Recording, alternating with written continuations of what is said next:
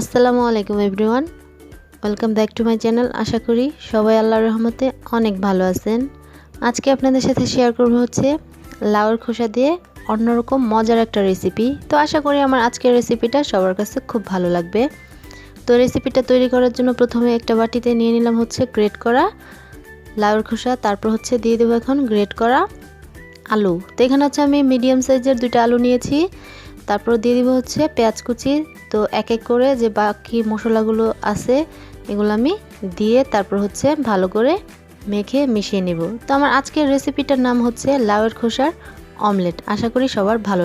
তো এখন হচ্ছে সবগুলো উপকরণ দিয়ে একসাথে ভালো করে মেখে মিশিয়ে নিব। তো অনেক সময় হচ্ছে লাউয়ের খোসা অনেকে খায়, অনেকে খায় না, অনেকে আবার ভাজি করে ভর্তা করে। তো এভাবে হচ্ছে অমলেট করে দেখবেন, আশা করি রেসিপিটা সবার কাছে খুবই ভালো লাগবে। তো উপকরণ একসাথে মিশিয়ে তো এখন দিয়ে দিব হচ্ছে একটা ডিমটাকে দিয়ে ভালো করে মেখে মিশিয়ে নেব। লাউয়ের খোসার এই রেসিপিটা একবার ঘরে তৈরি করে খাবেন, পরিবারের সবার মন জয় করে নিতে পারবেন। তো এই রেসিপিটা হচ্ছে গরম গরম সস দিয়ে যদি পরিবেশন করেন অসম্ভব ভালো লাগে এবং দেখতে তো খুবই সুন্দর লাগে। তো এখন হচ্ছে ডিমটাকে আমি ফেটিয়ে নিলাম, ফেটিয়ে তারপর এটাকে একসাথে সবগুলো মিশিয়ে নেব। তো এই রেসিপিটা আপনারা চাইলে রুটি কিংবা পরোটার সাথেও খেতে পারবেন, খালিও খেতে পারবেন, যার যেভাবে ভালো লাগে ওইভাবে খেতে পারবেন। তো অবশ্যই এই রেসিপিটা গরম গরম খুবই ভালো লাগে। তো একবার হলো বাসায় ট্রাই করবেন, ট্রাই করে আমাকে কমেন্টে জানাবেন কেমন হয়েছে। এই অমলেট রেসিপিটা তৈরি করতে তেমন একটা উপকরণ লাগে না, ঘরে থাকা অল্প উপকরণে তৈরি করে খাওয়া যায়।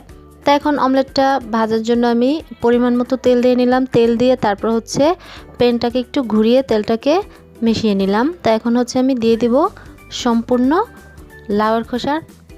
এই রেসিপিটা তৈরি করতে আমার যা যা উপকরণ লাগছে আমি সম্পূর্ণটাই আপনাদের সাথে শেয়ার করছি। তো আপনারা যদি বাড়িয়ে করেন পরিমাণটা বাড়িয়ে দিবেন, আর যদি কমিয়ে করেন তাহলে পরিমাণটা কমিয়ে দিবেন। তো এখন হচ্ছে আমি প্যানটার উপরে দিয়ে তারপর হচ্ছে একটা চামচ দিয়ে ভালোভাবে মিশিয়ে নেব যেন একসাথে থাকে। আর যখন ভাজার সময় আমি একটা ঢাকনা দিয়ে ঢেকে একদমই মিডিয়াম হিটে এটাকে ভেজে নেব। তো এখন হচ্ছে এই অমলেটটাকে আমি ঢেকে প্রায় 15 থেকে 20 মিনিটের মতো কুক করব। তারপর হচ্ছে আমি এক পাশ হলে এই যে দেখেন অপর পাশটা উল্টে দিলাম। তো উল্টে আমি এটাকে আরও 20 মিনিট ভেজে নেব।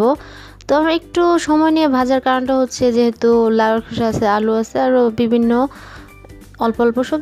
তো এখন এটাকে আমি আরেকটু উল্টে আপনাদের সাথে শেয়ার করতেছি। দেখেন খুব সুন্দরভাবে উল্টে গেছে, একটু ভাঙে না এবং দেখতেও খুবই সুন্দর আছে। তো এখন এটাকে আমি নামিয়ে নেব, নামিয়ে কেটে আপনাদের সাথে পরিবেশন করব।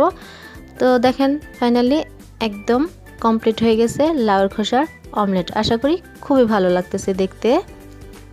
আমার আজকের রেসিপিটা যদি ভালো লাগে তাহলে ছোট্ট করে একটা লাইক দিবেন এবং কমেন্টে জানাবেন যে রেসিপিটা কেমন লাগলো। তো আশা করি আমার আজকের রেসিপিটা সবার কাছে ভালো লাগছে। ভালো লাগলে ফ্রেন্ডস অ্যান্ড ফ্যামিলির সাথে বেশি বেশি করে শেয়ার করবেন।